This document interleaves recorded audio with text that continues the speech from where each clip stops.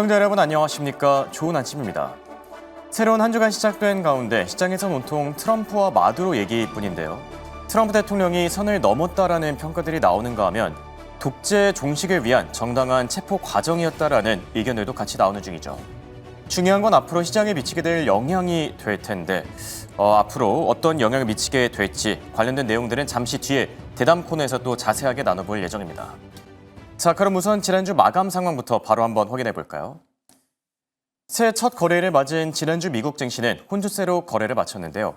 마이크론이 10% 이상 급등하는가 하면 팔란티어는 5% 이상 빠지기도 하면서 기술주 사이에서 희비가 좀 극명하게 갈렸었죠. 새해 첫 거래일부터 기업별로 그리고 업종별로 변동성이 컸던 하루였는데요. 다우지수는 300포인트 상승한 반면에 나스닥 지수는 0.03% 약보합권에서 거래를 마쳤습니다. 그럼 다음 장 통해서 채권과 외환 시장의 흐름도 체크해 볼까요? 미국의 국채 금리는 강세로 돌아선 뒤에 상승폭을 계속 확대해 가고 있는데요. 10년물 기준으로 4.2%까지 근접한 상태고요. 지난주에 S&P 제조업 PMI가 발표됐는데 예상치보다 소폭 높게 나온 점이 현재 국채 금리에도 상방 압력을 가하는 중입니다. 그리고 달러 인덱스는 강보합권에서 움직이고 있는데요. 지난주에 유로화와 파운드화가 약세로 돌아섰었죠. 해당 부분이 달러 인덱스를 조금 더 끌어올리면서 98 중반대까지 올라선 모습이고요. 반대로 원달러 환율은 소폭 하락하면서 현재 역외 시장 기준으로 1,442원대에서 거래 중입니다. 그럼 이번 주 메인 이벤트들 일정들도 같이 체크해 볼까요? 자, 이번 주 메인 이벤트라고 하면은 CES와 또 비농업 고용 보고서를 꼽을 수가 있겠죠. 우선 메인 이벤트인 CES에 앞서서 젠슨 황 CEO 그리고 리사수 CEO가 기조 연설을 갖게 되는데요. 투자자들의 기대감을 좀 만족시킬 만한, 충족시킬 만한 얘기들이 나올지 지켜보는 게 관전 포인트가 될 듯하고요. 그리고 화요일에는 CES가 개막이 되고 또 S&P 서비스 PMI도 같이 공개되는데요. CES 같은 경우는 이번에 가전제품 같은 것들보다는 사실 AI가 우리 실생활에 얼마나 들어왔는지 이 부분을 체크하는 게 중요할 듯하고요. 그리고 수요일에는 ADP 민간 고용보고서, 여기에 또 졸츠 보고서까지 공개되는데요. 고용보고서, 이 비농업 고용보고서를 앞두고 프리뷰 느낌이라고 보는 게 좋을 듯하고요. 또 민간 쪽 고용 상황과 구인이직 현황을 체크해 볼 필요가 있어 보입니다. 한편 목요일에는 주간 실업수당 청구 건수 또 3분기 단위 노동 비용이 발표됩니다. 저희가 매달 첫째 주는 고용 주간이라는 표현을 쓰죠. 고용 주간인 만큼 좀 관련 지표들도 많이 발표될 예정이고요. 금요일에는 12월 비농업 고용 보고서 이와 함께 실업률이 공개되는데요. 사실 앞서 발표됐던 11월 고용 보고서는 셧다운 때문에 신뢰도가 낮다라는 평가들이 많았었죠. 때문에 이번에 발표될 이 고용 보고서 평소보다 더 중요해질 듯합니다. 여기에 또 휴가를 마치고 돌아온 연준 위원들이 줄줄이 발언을 내놓는 점도 같이 참고하시길 바라고요. 자, 이렇게 이번 주 예정된 증시 일정들 체크해봤고 더 자세한 기업 이슈들은 김현사 아나운서와 바로 만나보시죠. 네, 새해 첫날 지난 거래일 미증시는 종목별로 어떤 흐름을 보였는지 체크해 보겠습니다. 일단 M7 기업들 상황부터 점검해 보시죠. 전체적으로 혼조세를 오가고 있는데요. 그 안에서도 하방 압력을 받아가는 건 테슬라입니다. 4분기 인도량이 공개가 됐죠. 시장 예상치인 42만 2,850대에 미치지 못한 41만 8천대가량을 기록했다라는 소식에 하방 압력을 받아갑니다. 이에 더해서 모건 스탠리 측에서도 대형 소프트웨어 중 마이크로소프트가 가장 최선호주다라는 언급이 있었음에도 불구하고 하방 압력을 받아갑니다. 잠시 뒤 핀비즈를 통해서 체크를 해볼 테지만 이날 소프트웨어 중심으로 매물이 출혈했기 때문이라는 움직임, 분석이 나오고 있고요.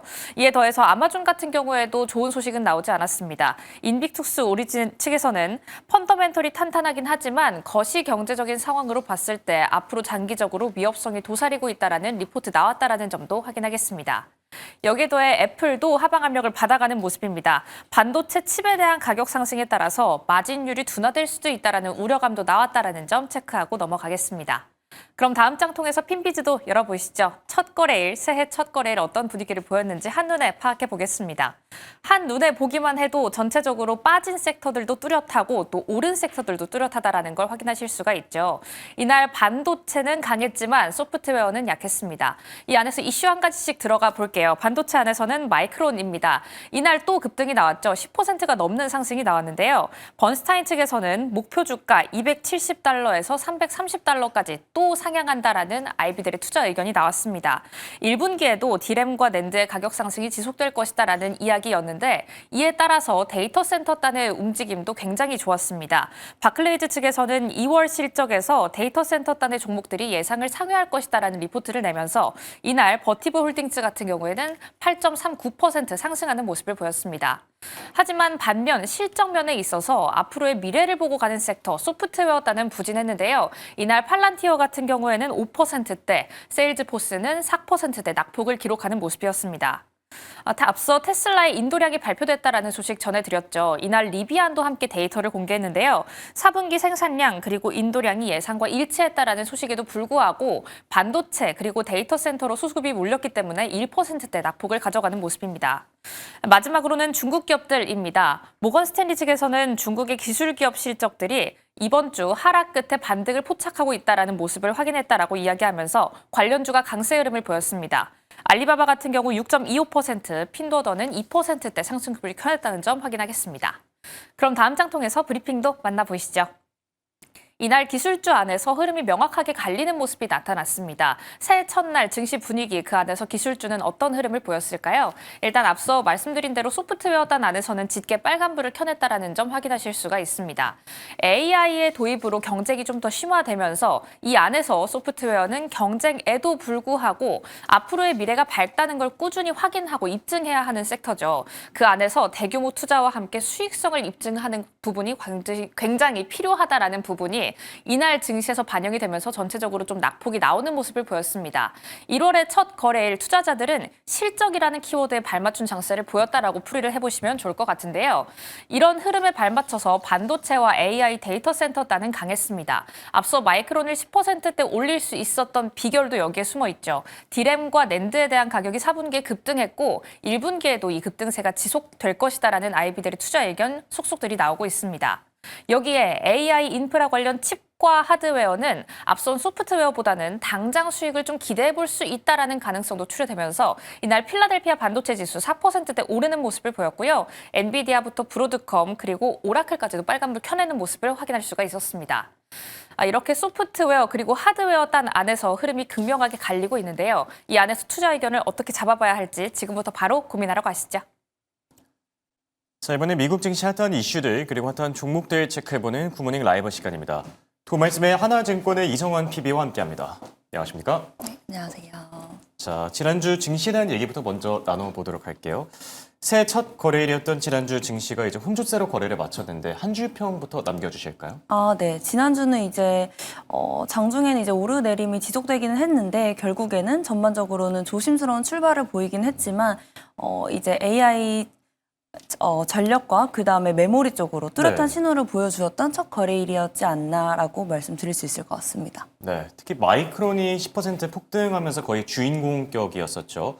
관련된 내용들은 굿모닝 라이브 이슈픽으로 조금 더 자세하게 만나보도록 하겠습니다. 알아보여주시죠. 자, 오늘 준비된 세 가지 토픽인데요. 메모리가 없어서 못 판다라는 얘기들이 있고 또 베네수엘라가 공포가 될 수도 있고 기회가 될 수 있다. 여기 또 CS2026까지 세 가지 토픽 올라와 있습니다. 메모리 슈퍼사이클이 내년까지 갈 것이다. 이런 얘기들이 좀 심심찮게 들려오고 있는 것 같아요. 네. 마이크론의 폭등 배경은 어디에 있다고 생각하세요? 네. 이제 1월 2일 장 시작 전에 이제 번스타인에서 메모리 가격 상승 사이클이 예상보다 훨씬 더 빠르게 이제 진행되고 있다라고 하면서 네. 마이크론의 목표 주가를 270달러에서 330달러까지 상향을 했습니다. 이 보고서의 논리는 이제 되게 간단한데요. 결국에는 이제 AI 데이터 센터 수요 때문에 네. HBM은 물론이고 범용 D램과 낸드까지 모든 메모리 반도체 공급이 빡빡해지고 있는 상황이다라고 보여주었습니다. 아까 이제 말씀 앞에서 드렸던 걸 네. 들어보니까 결국에는 이제 새해 첫 거래일이었던 만큼 이제 실적 시장의 방향이 이제 아직은 불확실한데 투자자들 역시도 이제 뜬구름을 잡는 이야기보다는 당장에서 이제 실적이 나왔던 메모리 이쪽으로 눈이 쏠렸던 것 같고요. 그 확실한 숫자를 보여주었기 때문에 결국에는 미국에서 이제 D램 업체인 마이크론이 하루에 10%를 올랐고 또 이제 사상 최고가를 기록을 하기도 했고요. 덕분에 필라델피아 반도체 지수가 약 4% 넘게 급등하는 흐름을 보여주었던 것 같습니다. 네. 네. 네, 여기 또 메모리와 관련해서 좀 각광을 받고 있는 기업들이 많이 있지 않습니까? 네. 뭐 작년 1등 수익률 사실 저희가 생각했을 때 뭐 반도체 기업이나 아니면 뭐 AI 관련 기업 이런 것들이 있지 않을까 했는데 뜻밖의 주인공이 또 있었다고요? 네, 맞습니다. 우리가 이제 S&P 500의 작년 2025년 수익률을 생각을 했을 때 뭐 엔비디아를 생각하실 수가 있는데 네. 실제로는 엔비디아나 뭐 소프트웨어도 아니고 결국에는 메모리 기업이었던 바로 샌디스크가 이 주인공이었는데요. 이 샌디스크가 2025년에 한 500% 넘게 50, 550 정도? 예, 맞습니다. 많이 올랐더라고요. 559% 정도 상승률로 이제 1위를 기록을 했고 2위가 이제 웨스턴 디지털로 289% 수익률을 기록을 했는데요. 이 샌디스크가 결국에는 웨스턴 디지털에서 분사되어서 나왔던 기업이거든요. 25년 2월에 상장한 기업인데 결국에는 이 샌디스크가 하는 게 메모리 반도체 중에서도 낸드 쪽입니다. 아무래도 이 샌디스크가 AI 데이터 센터용 ESSD에 집중을 하면서 시장에서 완전히 다른 기업으로 평가를 받았고 이게 네. 결국 2025년 상승률 1위를 기록할 수 있었던 이유가 되지 않았나라고 보고 있고 결국에 이제 지난주에 마이크론이 급등했던 이유도 일시적인 현상이라고 보기보다는 네. 메모리 슈퍼사이클이 올해도 이어질 수 있다라는 증거라고 저는 보고 있고요. 결국에 연초부터 굉장히 뜨거웠던 메모리 업체가 이제 하반기까지 이어질 수 있는지 우리가 이 흐름을 주목하는 게 굉장히 중요할 것 같습니다. 네. 메모리 슈퍼 사이클이 과연 어디까지 진행될지 이어질지를 보는 게 좀 중요할 듯한데 그렇다면 반도체도 메모리 기업 가운데서 옥석가리기라는 것도 중요할 듯 하긴 하거든요. 네, 맞죠. 지금 시점에서 마이크론을 추격 매수하는 게 좋을까요? 아니면 좀 새로운 기업들을 발굴하는 게 좋을까요? 어떻게 생각하시죠? 그래도 어차피 지금 주도주를 여전히 보는 게 맞다라고 생각을 하고요. 네. 미국에서 이제 메모리 업체 1등은 결국에 마이크론이기 때문에 다른 쪽으로 눈을 돌리는 것보다는 실적도 무조건 잘 나오고 있는 이 마이크론에 계속적으로 집중을 하는 것이 맞다라고 네. 생각을 하고 있습니다. 좋습니다. 자, 그리고 베네수엘라 상황을 저희가 좀 짚어보도록 할게요. 지금 트럼프 대통령이 마두로를 체포하면서 이게 공포인가 아니면 뭐 새로운 기회가 될 것인가 시장에서도 뭐 얘기들이 많이 나오고 있는데 앞으로 미치게 될 영향에 대해서는 어떻게 생각하세요? 네. 우선 이제 마두로 대통령이 이제 체포가 되었는데 실제적으로 이제 미국에서 베네수엘라를 이제 공습했던 이유가 여러 가지가 있지 않겠습니까? 그렇죠. 뭐 우리가 표면적으로 알고 있는 거는 결국에는 마약과 독재 때문이라고는 알고 있지만 실제적으로 이제 뒷단에는 이제 미국에서 베네수엘라의 자원을 장악하려고 하는 이유도 있다라는 내용이 있는데요. 원유 얘기가 제일 많이 나오긴 하더라고요. 네, 맞습니다. 네. 이 베네수엘라가 이제 세계 1위 석유 매매량을 가지고 있는 것도 맞지만 이 남미 최대 규모의 이제 금을 매장하고 있는 국가이기도 하고요. 베네수엘라가 이제 막대한 히토류도 이제 가지고 있는 국가입니다.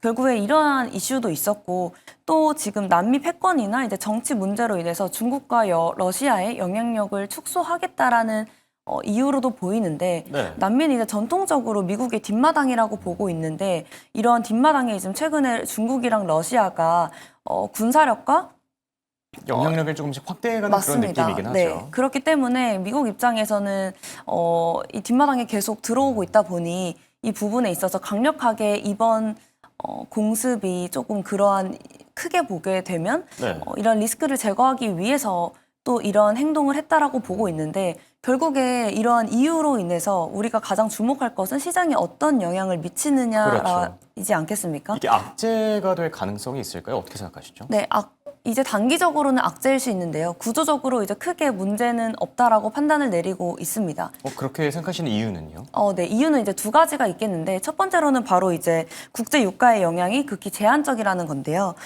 산유국 대통령이 이제 잡혀갔다 보니 결론적으로 유가 폭등이 우려가 될 수 있습니다. 네. 그럼에도 불구하고 현재 베네수엘라의 원유 공급량이 전 세계 1%밖에 되지 않고요. 굉장히 미미하다라는 걸 볼 수 있고 또 네. 이제 전문가들이 이제 이번 사태로 이제 친미 정권이 들어서게 되고 낙후된 석유 시설이 재건이 된다라고 했을 때 결국 장기적으로 원유 공급이 늘어나서 유가의 하향 안정화가 될 것이다라고 보고 있는 측면이 더욱 큽니다. 여기에 더해져서 이제 불확실성 해소도 있는데요. 아무래도 이번 작전이 대규모 군사 충돌이나 이제 인명 피해 없이 핀셋 작전으로 상황의 조기 종료가 되었기 때문에 확전 리스크가 사라졌다라고 볼 수 있고, 또 시장은 이제 오히려 남미 지역의 지정학적인 문제가 제거되었다라는 것에 주목을 할 가능성이 높고요. 물론 미국의 이제 과감한 군사 행동 때문에 단기적으로는 시장이 좀 출렁할 수도 있고 방산주가 강세를 보일 수도 있는 것도 맞지만, 우리가 이제 여러 지정학적인 이슈를 겪으면서 느꼈던 게 지정학적 결국 이슈로 오르더라고요. 그렇죠, 맞죠. 그 지정학적 이제 리스크로 인해서 빠졌던 것은 결국에 매수 기회가 그렇죠. 됐었거든요. 네, 이번에 이 사건도 베네수엘라 사태도요. 같은 맥락으로 저는 보고 있습니다. 네. 결국 지정학적 리스크 뒤에는 항상 시장이 다시 올랐던 만큼 이번 기회를 좀 매수 기회로 삼아도 좋을 것 같다라고 얘기를 해주셨는데, 그런 얘기들에 대해서는 어떻게 생각하세요? 이게 미중 패권 경쟁 전선 확대로 이어질 가능성이 있다. 그러니까 미국이 베네수엘라를 타격한 만큼 중국도 뭐 대만을 침공할 수 있는 게 아니냐 이런 얘기들도 나오고 있는데, 미중 갈등이 조금 더 심화되게 될까요? 아니면 네. 뭐 단기 리스크 정도일까요? 저는 간단히 말씀드리면 단기 리스크라고 저는 보고 있고요. 결국에 이러한 이슈로 인해서 시장이 흔들릴 가능성은 분명히 있습니다만, 만약에 이러한 리스크로 시장이 흔들리게 되면 오히려 우리가 이제 사지 못했던 아까 말씀드렸던 메모리 기업의 1등인 마이크론 같은 기업을 담는 것을 좀 생각해 보는 것이 가장 효율적인 대안이 되지 않을까라고 생각합니다. 네, 좋습니다. 자, 그리고 CES에 대한 얘기도 저희가 나눠보도록 할게요. 개인적으로 기대되거나 좀 눈여겨보고 있는 기업도 있는지도 궁금하고, 네. 올해 CES의 관전 포인트는 뭐가 될 거라고 생각하세요? 네. 이번에 이제 CES에서 이제 핵심 슬로건을 한마디로 정리하면 결국 AI의 실체화인데요. 네. 그 피지컬 AI라고 말씀을 드릴 수 있을 것 같습니다. 작년까지 이제 우리가 컴퓨터 화면 속에 챗GPT와 이제 대화하는 데 그쳤다고 하면, 올해는 이제 AI 두뇌가 탑재된 휴머노이드 로봇이나 자율주행차, 그리고 또 스마트 머신들이 실제로 쏟아져 나오는 원년이기 때문에 어떠한 이제 누가 이제 피지컬 AI 시대의 주도권을 질 준비를 하고 있는지 이를 확인하는 자리로 우리가 좀 확인을 할 수 있을 것 같고, 네. 결국에는 뭐 구체적으로 엔비디아나 그다음에 테슬라 그리고 AMD, 인텔까지도 이제 이번 CES 2026에서 선보일 기술들이 있는데, 결국에는 이 피지컬 AI를 누가 선도할 수 있는지를 우리가 확인해보는 자리가 될 수 있을 것 같습니다. 엔비디아, 테슬라, AMD, 인텔 이렇게 4개의 기업 꼽아주셨는데, 특히나 더 눈여겨보고 있는 기업이 있으실까요? 네, 저는 아무래도 이제 피지컬 AI가 핵심 슬로건이다 보니까 네. 저는 테슬라가 조금 더 눈이 가고요. 테슬라 이제 휴머노이드 옵티머스가 이제 인간 노동력을 대체할 수 있는지를 확인할 수 있을 것 같은데, 네. 사실 테슬라는 이 올해 같은 경우에 이 피지컬 AI 부분에 있어서 주목할 만한 이슈들이 여러 가지가 있기 때문에 이 CES 2026에서도 특히나 주목해 볼 만한 게 바로 이 휴머노이드 로봇 쪽 아닌가라고 생각을 하고 있습니다. 네. 테슬라 같은 경우에는 주가가 최근 들어서 좀 아쉬웠었죠. 벌써 네. 7거래일 연속 빠지고 있는데 뭐 반전 모멘텀을 이번 기회에 마련해 보는 걸 기대해 봐도 좋을 듯 하고요.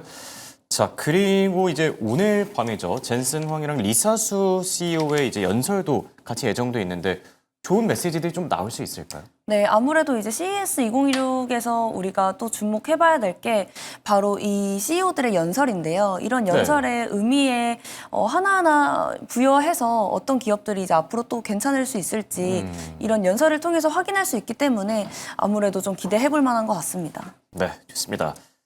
자, 그리고 이제 특징적인 기업 얘기들로 넘어가 보도록 할게요. 첫 번째 기업으로는 G 버노바 준비해 주셨는데, 네. 어떤 모멘텀이 있을까요? 네, 우리가 이제 결국에 2026년에도 AI 시대가 이제 지속되기 위해서는 결국에는 전력이 예, 중요하죠. 네, 뒷받침되어야 되기 때문에 전력 인프라 부분을 이제 집중을 해야 하는데, 그 중에서도 바로 G 버노바를 이제 조금 더 봐야 하는 이유는 우리가 이제 전력이 굉장히 중요하다고 하다 보니 뭐 원전이나 뭐 소형 원전, 이 SMR 같은 경우에도 주목을 하긴 하는데, 지금 AI 데이터 센터는 지금 당장 쓸 전기가 필요합니다.